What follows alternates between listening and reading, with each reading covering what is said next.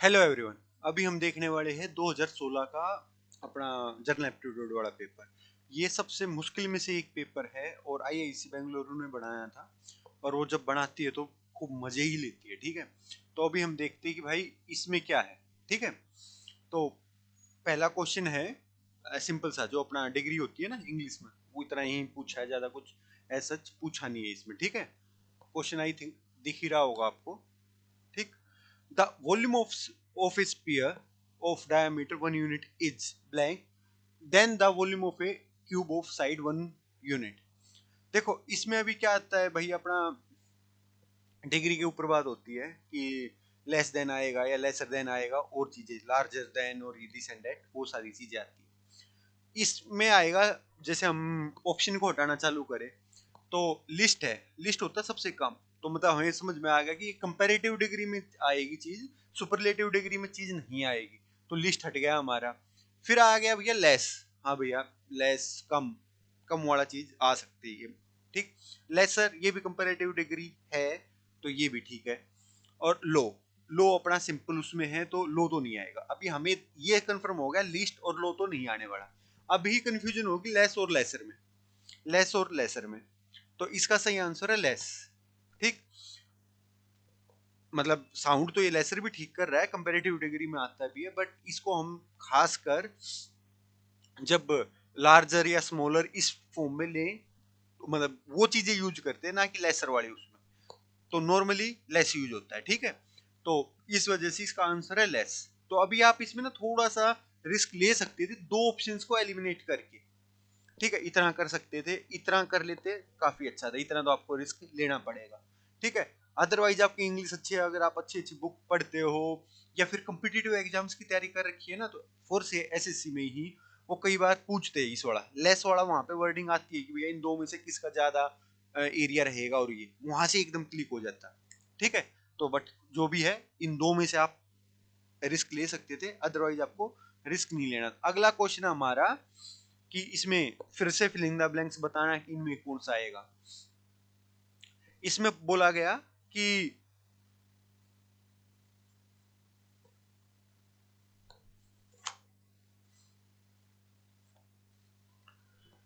अभी अगला क्वेश्चन, इसमें बोला गया है कि भैया इसमें भी फिलिंग द ब्लैंक ही भरना हमें। और चीज क्या है, the unruly crowd demanding that the accused B blank without trial. ये होता है ना, कई बार गुस्सा हो, रोष हो, तब बोलते कि भैया लटका दो सीधा फांसी पे, तो वो वाली चीज है। तो इस पे बी हैंग्ड आएगा, बी हैंग्ड आएगा।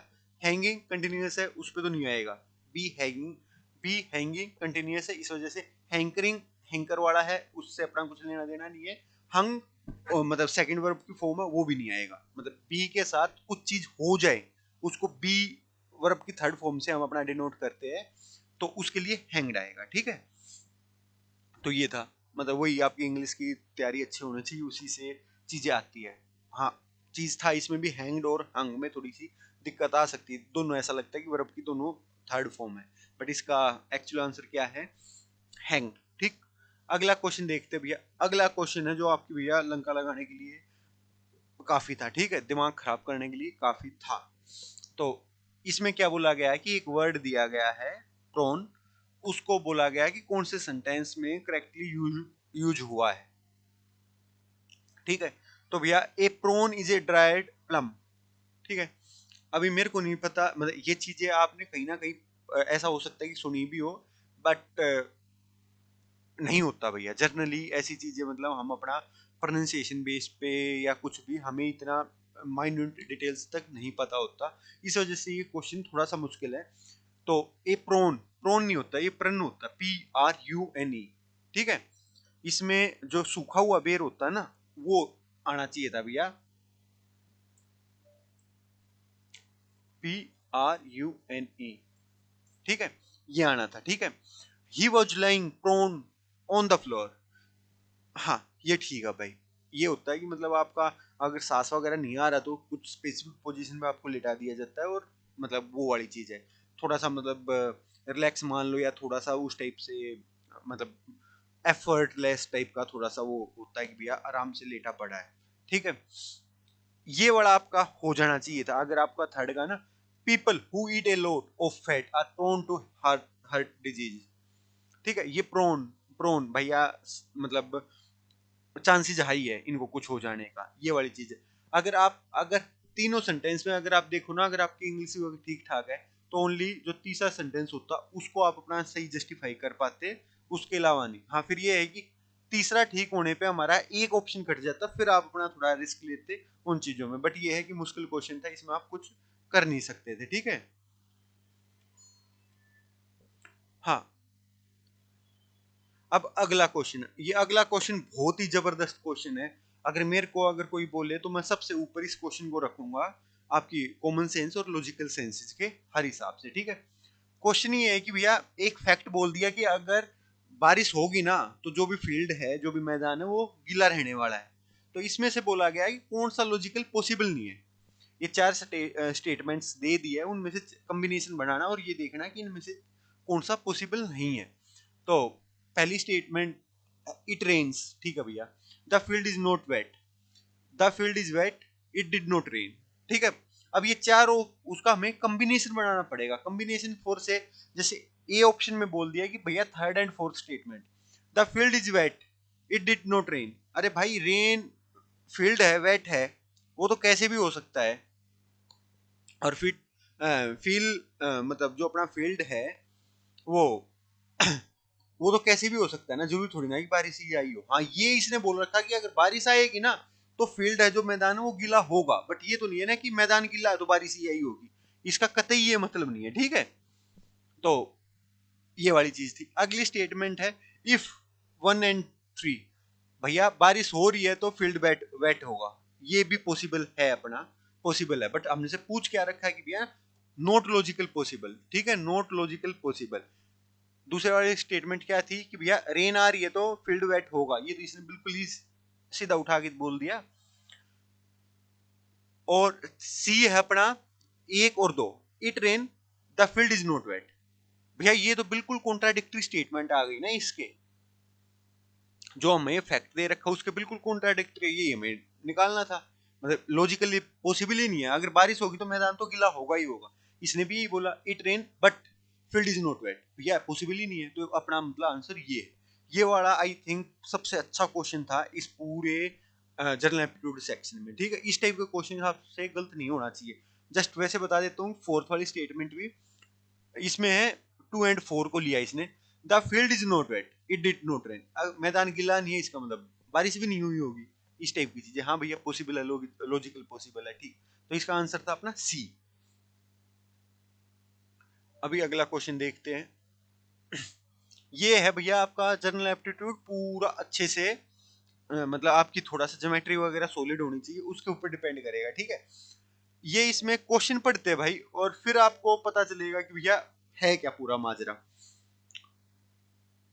A window is made of a square portion and an equilateral triangle portion above it। मतलब स्क्वायर पोर्शन है, उसके ऊपर इक्विलेटरल ट्रायंगल है। मतलब ये आ गया इस टाइप की चीज है। ठीक है, ये अपना स्क्वायर है, उसके ऊपर ये इक्विलेटरल ट्रायंगल आ गया। ठीक है, तो आ गया अपना भाई।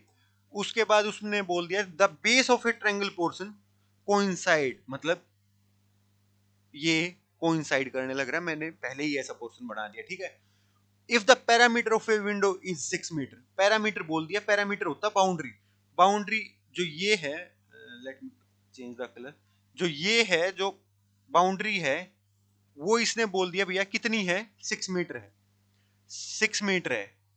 ठीक है, तो एरिया निकालना पूरी विंडो का। देखो यहाँ पे ना एक लोगों से एक गलती हुई थी, वो था कि उन्होंने क्या किया, 1 2 3 4 5 6 ऐसे करके पूरा इसको 6 मीटर बाई 6 कर दिया। एक साइड निकल गई, एक साइड निकालने के बाद हमने उसको एरिया के फॉर्मूले में फिक्स किया, आंसर आ गया। बट वो गलत था, क्योंकि पैरामीटर तो देखो बाउंड्री का होता है ना, और बाउंड्री में कितनी साइड इन्वॉल्व हुई है, अ, ये वाली, फिर ये वाली, फिर ये वाली, ये वाली और ये वाली।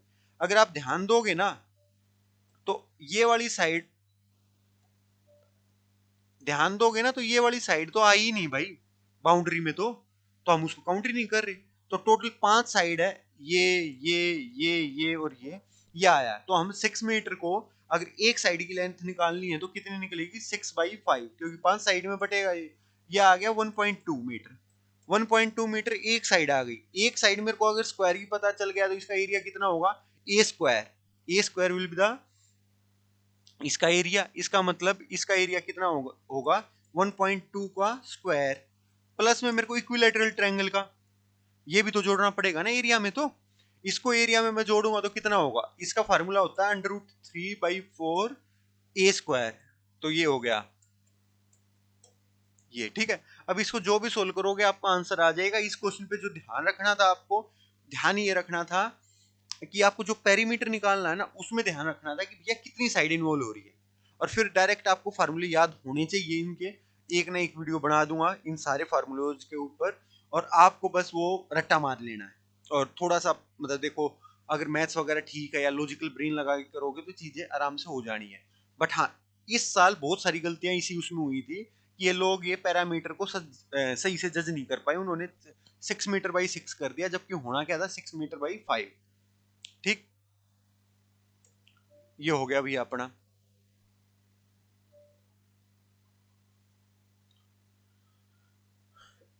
ये अगला क्वेश्चन बहुत अच्छा भाई, बहुत ही अच्छा, मतलब लिटरली बता रहा हूं मैं। ये जो आईआईसी बेंगलोर का जीए था ये जबरदस्त लेवल का था भैया। एक एक चीज, एक एक पॉइंट आपको बहुत सोच समझ के टैकल करना पड़ता है इस पे। ठीक है, थोड़ा बड़ा हो जाए तो देखते हैं। बस इतना ही हो पा रहा भाई, ठीक है। हाँ, चलो ठीक है। अब इसमें बोला गया है कि आपका ना जो एवरेज है, मीन है, स्टैंडर्ड डिविएशन है, वो चीजें बोली गई है इसमें। ठीक है, इसमें मैं बेसिकली बता देता हूँ कि क्या चीज है। मीन क्या होता है कि किन्हीं भी लोगों की एवरेज को मीन बोलते हैं। स्टैंडर्ड डिविएशन क्या होता है कि भैया जो ये मीन है इससे कितनी दूर वैल्यू जा रखी है। ठीक है, फिर देखो कई सारी वैल्यूज है, उनकी एवरेज आ गई अपना एक मीन। ठीक है, उस मीन से कितनी दूर तक चीजें फैली हुई है, किस रेंज तक चीजें फैली हुई है, उसको बोलते हैं स्टैंडर्ड डिविएशन। मतलब टोटल इस पॉइंट से लेके इस पॉइंट तक जो भी चीजें आ रही है वो रेंज हो गई, और इस मीन से हम अगर हम कैलकुलेट करेंगे तो ये स्टैंडर्ड डिविएशन होगी। स्टैंडर्ड डिविएशन हमेशा दोनों तरफ काउंट होती है। ठीक है, ये बड़ा सिंपल सा फंडा था। ये आपको मिनिमम और मीडियन में आना चाहिए, इंजीनियरिंग मैथमेटिक्स में आना चाहिए, इवन 10th 9th क्लास का भी ये नॉर्मल से वहां पे आ जाती है। ठीक है, तो इसमें बोला गया कि पी एंड क्यू जो दो ग्रुप है, दो ग्रुप के स्टूडेंट्स का, एक का एवरेज दे दिया हमें 105। ठीक है, 105 दे दिया गया है, दूसरे का दे दिया गया 85। ठीक, पहले वाले का स्टैंडर्ड डिविएशन है 25, मतलब जो मीन से कितना डिविएट हो रहा है 25। मीन से कितना डिविएट हो रहा है 25, 25 इस साइड और 25 इस, मतलब टोटल 25 इस साइड वाला और इस साइड मिला के कितना हुआ, टोटल अपना 25। स्टैंडर्ड डिविएशन दोनों तरफ है, इस साइड भी 25 की और इस साइड भी 25 की है। ठीक है, दूसरे वाले में बोल दिया कि स्टैंडर्ड डिविएशन कितने की है, 5 की है, मतलब 5 इस साइड डिविएट हुआ होगा और 5 ये इस साइड डिविएट हुआ होगा। ठीक है, ये वाली चीज आई। तो अभी इसमें बोलना है कि सारी चीजों का अगर हम देखें नॉर्मल डिस्ट्रीब्यूशन के हिसाब से, तो प्रोबेबिलिटी कौन सी ट्रू है, कौन सा ठीक है इनमें से स्टेटमेंट। तो बोला गया है कि भैया अच्छा, तो इसमें अभी हम ना एक बार ये देख लेते हैं कि किस रेंज में चीजें आई होंगी। ठीक, तो रेंज में क्या है, पी वाले की देखते, पी वाले की मीन कितनी बता दी 105। 105 हमारे क्या बता दी, मीन बता दी, और स्टैंडर्ड डिविएशन कितना बता दिया 25 का, 25 का इस साइड और 25 का इस साइड। ठीक है, तो टोटल रेंज कितनी आई होगी 80। 80 से लेके 130 इसकी रेंज आई होगी पी वाले की। अब क्यू वाले की कितनी आई होगी भैया, क्यू वाले में 85 इसकी मीन है, मीन के यहाँ पे कितने कितने का है भैया, स्टैंडर्ड डिविएशन 5 का, तो मतलब इसकी आई होगी 80 से लेके ओनली 90 तक। ये चीजें हमें डाटा से मिल गई। अभी हमें देखना है कि आगे क्या चीज इन्होंने बोला है। ठीक, no student in group Q scored less marks than any student in group P. भैया इसमें देखो 80 भी आए होंगे किसी लोग के, और इसमें भी देखें इसमें क्या हुआ होगा कि भैया 130 भी आए होंगे, तो ये वाला तो पॉसिबली है ही नहीं ना। मतलब क्यू में कितने नंबर आए होंगे 80 से 90 तक, पी में कितने आए होंगे 80 से लेके 130 तक, तो ये बोल रहा है कि नो स्टूडेंट, भैया गलत हो गया, इस वजह से गलत हो गया। दूसरी है no student in group P scored less marks than any student in group Q. भैया ये भी गलत है। ये क्यों गलत है, क्यों इसमें भी किसी ना किसी के तो कम आए होंगे, इसमें देखो 90 आए होंगे किसी के, और उसमें किसी के 80 आए होंगे, मतलब ये भी गलत है। नो स्टूडेंट थोड़ी ना। अगली स्टेटमेंट है most student of group Q scored marks in a narrow range than a student in group P. भैया पी में जितने भी स्टूडेंट रहे होंगे और क्यू में कितने ही स्टूडेंट रहे होंगे, तो ये देखो ना कि रेंज कितनी आई इसकी, ओनली 10 है भाई। जितने भी बच्चों के मार्क्स आए 80 से 90 के बीच में आए, जबकि इसमें कितने आए 80 से 130 तक आए हैं। यही तो चीज है।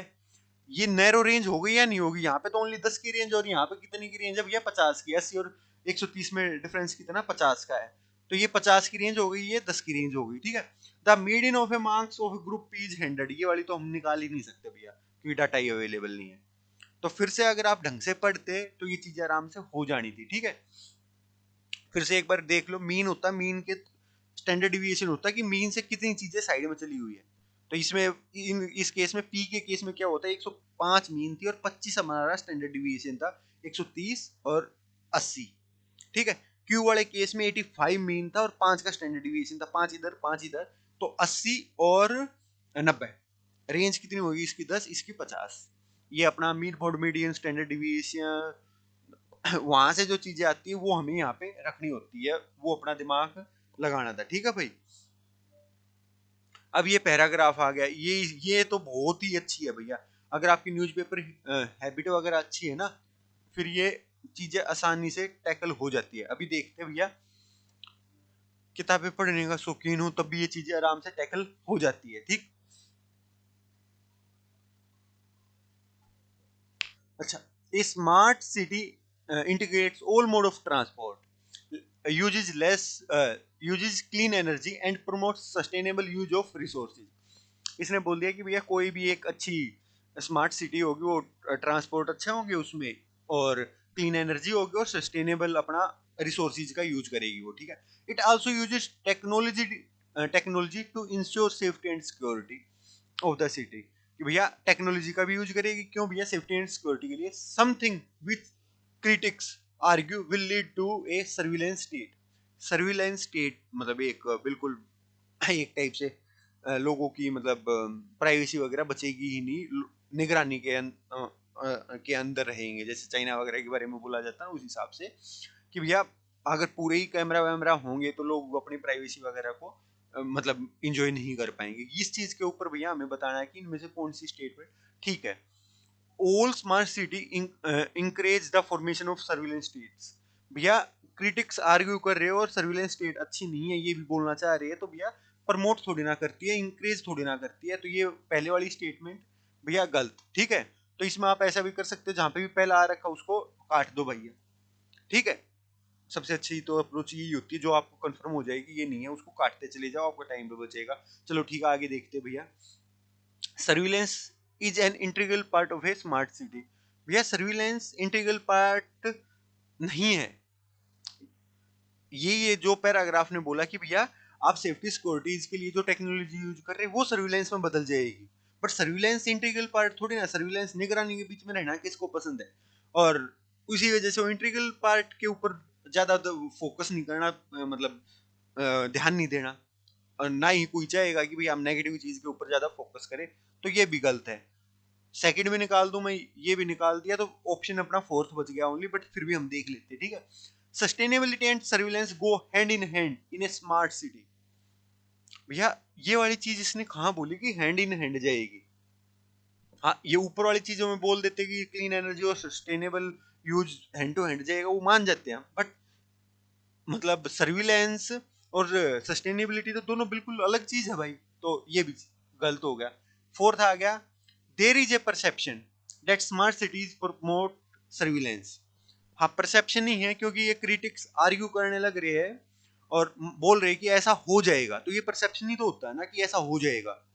तो ये परसेप्शन, ये वाली स्टेटमेंट ठीक, आंसर इसका सी ठीक हो जाएगा। आपको ठीक लगाना। एक चीज आप इसमें ना गलती करते हो, फॉर एग्जाम्पल जल्दबाजी में आपने यहाँ पे देखा कि अच्छा यार फोर्थ ठीक है, सीधा फोर्थ पे टिक किया आगे बढ़ गए, बट ऐसा नहीं है भाई।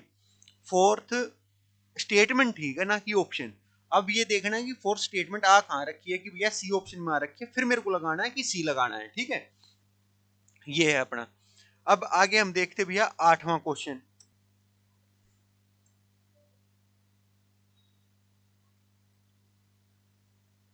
अब हम क्वेश्चन नंबर 8 को देखते हैं। ठीक है, 8 में क्या है, अल्फाबेट सीरीज है। इस सीरीज को अगर करना तो सबसे पहली बात है आप ना वो अल्फाबेट लिख लो। अल्फाबेट लिखने पे आपका काम चल जाएगा। और ये ना रीजनिंग वगैरह का बेसिक है, बिल्कुल बेसिक है। ये क्वेश्चन आपका गलत नहीं होना चाहिए था। फॉर एग्जाम्पल अभी हम देखते हैं कि भैया इसको कैसे ठीक किया जा सकता था। अभी ठीक करते, एक यहाँ पे अल्फाबेट है, यहाँ पे 2 कर दिए, फिर यहाँ पे 3 कर दिए, यहाँ पे कितने आने चाहिए थे, 4 आने चाहिए थे। 4 भैया इसने सारे ऑप्शन में दे रखा है, तो भैया हमारे कुछ बेनिफिट नहीं। अभी करने का स्टाइल देखते कि भैया इसने लॉजिक क्या लगाया। लॉजिक क्या लगाया, उसके लिए हम क्या करेंगे, रिस्पेक्टिव वैल्यू देखना स्टार्ट करेंगे अल्फाबेट सीरीज में, और नंबर के हिसाब में क्या रिस्पेक्ट उसमें। बी कौन से नंबर पे आता है, दूसरे नंबर पे आता है। एफ कौन से नंबर पे आता है, छठे नंबर पे आता है। एच कितने पे आता है, 8 पे आता है। ठीक है, एल कितने पे आता है, 12 पे। एन कितने पे आता है, 14 पे। और पी कितने पे आता है, 16 पे। ठीक है, फिर ये 4 अक्षर बोल दिए इसने। ठीक, फिर इसने ये 4 जो भी अल्फाबेट है वो बोल दिए। अभी एक चीज देखो, अगर एक उससे डबल उस पर जंप हो रहा है तो कितने का गैप आ रहा है, 4 का। और वैसे कितने का गैप है, 2 का।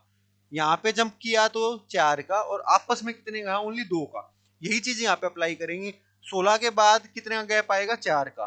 16 जमा 4 20। 20 में अब हम दो दो का गैप रहने वाला है, 20 22 24 26। ठीक है, अभी हमें ये देख लेना है कि इनके रिस्पेक्टिव कौन से अल्फाबेट है। बी के रिस्पेक्टिव को, 20 के रिस्पेक्टिव कौन सा होता है, टी, T20 क्रिकेट। वी के रिस्पेक्ट में क्या होता है, विक्ट्री का 2 सिंबल, तो 2 उंगलियां दिखाते हैं। ठीक है, ऐसे तो 22 हो गया वी। 24 का क्या हो गया, 2 लाइनें, एक्स की 2 लाइनें काटती है और 4 हिस्से बांट देती है, तो एक्स। और लास्ट अक्षर होता है अपना जेड। ये देख लेना कि कौन से ऑप्शन में है, TVXZ, इस ऑप्शन में भैया ये अपना आंसर हो गया। ठीक है, इतना ही आसान था भाई, इतना ही टाइम लगाना था आपको, ज्यादा नहीं। उसके बाद देखते हैं कि भैया ये बाइनरी ऑपरेशन के ऊपर इसने एक चीज बोली है कि भैया ये क्वेश्चन है।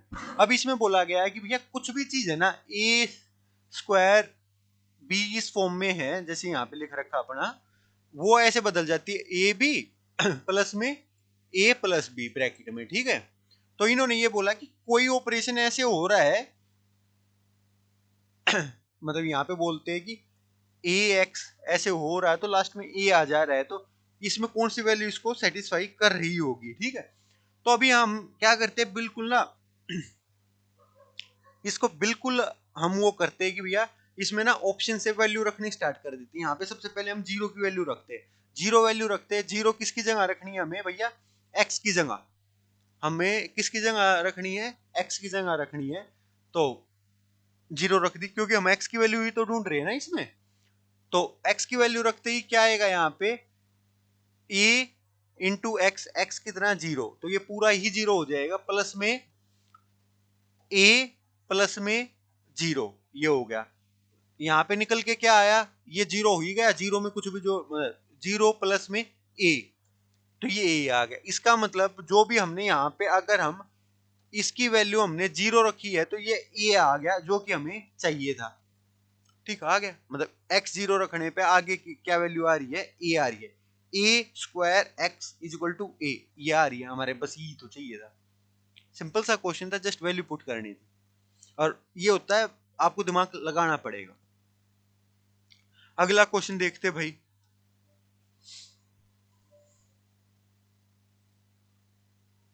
हाँ, ये क्वेश्चन अच्छा भाई।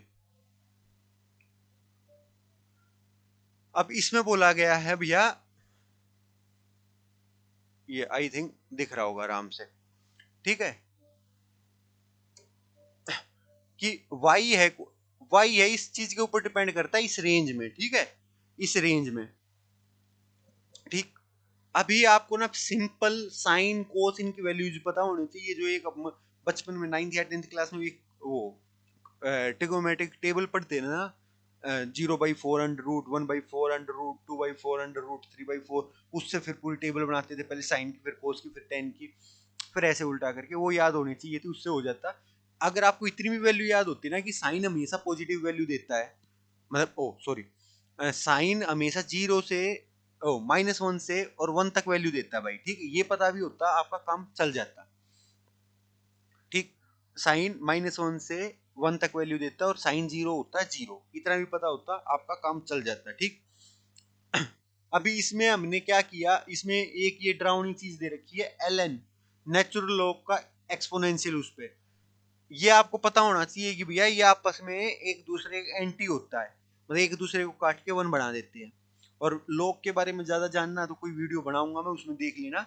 बट अभी फॉर द मोमेंट ये याद रखो, कल वाले उसमें भी मैंने बताया था कि मतलब नेचुरल लॉग और नॉर्मल लॉग के बारे में, और यहाँ पे भी बता रहा हूँ। यहाँ पे बस इतना याद रखो कि भैया मतलब एल एन और ई एक्सपोनेंशियल और नेचुरल लॉग आपस में काट देते हैं। लॉग है जो हम नॉर्मल यूज करते हैं 10 के बेस पे, वो 10 की पावर को आपस में काटता है, ठीक है। बट अभी के लिए बस ये है, ये आपस में काट के एक बना देगा, ठीक है। बच गया हमारा कितना, साइन मोड एक्स, इसके ऊपर सारी वैल्यू डिपेंड करेगी, ठीक है। अब ये देखना पड़ेगा कि क्या है। अब साइन मोड एक्स का मतलब क्या है कि भैया कोई भी वैल्यू ये नेगेटिव में नहीं जाने देगा, कोई भी वैल्यू नेगेटिव में नहीं जाने देगा। मोड का तो मतलब यही है ना, नेगेटिव में नहीं जाने देगा, ठीक। तो आपको सबसे पहले ये देखना है कि कौन से में नेगेटिव वैल्यू नहीं है। यहाँ पे नेगेटिव वैल्यू आ रखी है, इसका मतलब ये आंसर अपना नहीं होगा। दूसरा देखते हैं, यहाँ पे भी अपनी नेगेटिव वैल्यू आ रखी है, ये भी अपना आंसर नहीं होगा। यहाँ पे देखो तीसरे ऑप्शन में, तीसरा ये जो सी ऑप्शन है, इसमें कहीं पे नेगेटिव वैल्यू नहीं है, ये अपनी आ सकती है, हम ये मान लेते हैं। और जो चौथा ऑप्शन है, इसमें भी अगर हम देखेंगे तो पता चलेगा कि भैया नेगेटिव वैल्यू नहीं है, तो ये भी आ सकता है। अब अपने दो ऑप्शन बच गए, सी एंड डी। सी और डी में हम कैसे चूज करेंगे, कौन सा आएगा कौन सा नहीं आएगा, वो हमें पता चलेगा कि साइन की वैल्यू कहाँ पे कितनी होती है। साइन जीरो की वैल्यू अभी मैंने जीरो बताई थी, यहाँ पे देखो साइन जीरो की वैल्यू वन दिखा रखी है, जो कि पॉसिबल नहीं है। और यहाँ पे देखोगे साइन जीरो की वैल्यू साइन जीरो है, इसका मतलब अपना ग्राफ सेटिस्फाई करने लग रहा है, और ये आंसर ठीक हो गया, ठीक है। ये आंसर अपना ठीक हो गया। बस इतना ही तो है भाई, ज्यादा थोड़ी ना है। मतलब एक चीज नोट किया आपने, मुश्किल कुछ भी नहीं था, बस वो है कि थोड़ा ट्रिकी था। और ये आईआईसी बेंगलोर देखो भाई, ऐसा ही पेपर बनाने के लिए मशहूर है, और ऐसा बनाना भी चाहिए। आपको लगना चाहिए ना कि आप इंजीनियर हो। तो enjoy the Joy of life, मिलते हैं जल्द।